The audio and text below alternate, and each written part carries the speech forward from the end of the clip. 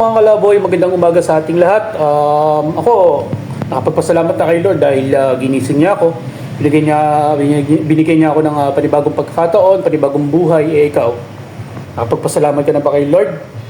Dahil binigyan ka niya ng buhay at ginising ka pa niya sa araw na to. Kung hindi pa kalaboy, magpasalamat ka muna kay Lord. No? Yan, napaka-importante nun. At pagkatapos natin magpasalamat, tumingin na rin tayo ng guidance kay God. Naingatan tayo sa lahat ng ating mga gagawin sa araw na to. Gayun din na humiling tayo ng mga pangailangan natin na siya mag-provide.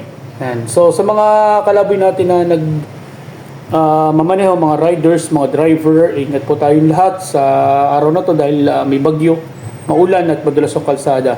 So yun lang mga kalaboy, hanggang dito na lang. God bless us all.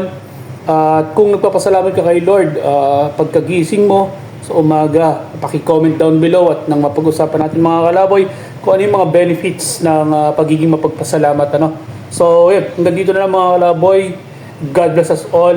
See you next time. Okay, bye-bye. And mga kalaboy, napakalakas ng ulan at may bagyo nga daw ngayon.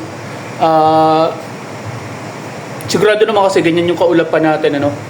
And so again, magpasalamat ka muna kay Lord at humingi ka ng guidance, nagabayan ka niya sa buong maghapon na ito dahil maulan ng panahon at medyo delikado magmaneho sa kalsada dahil madulas. Yan, hanggang dito na lang mga kalaboy. See you tomorrow. God bless us all.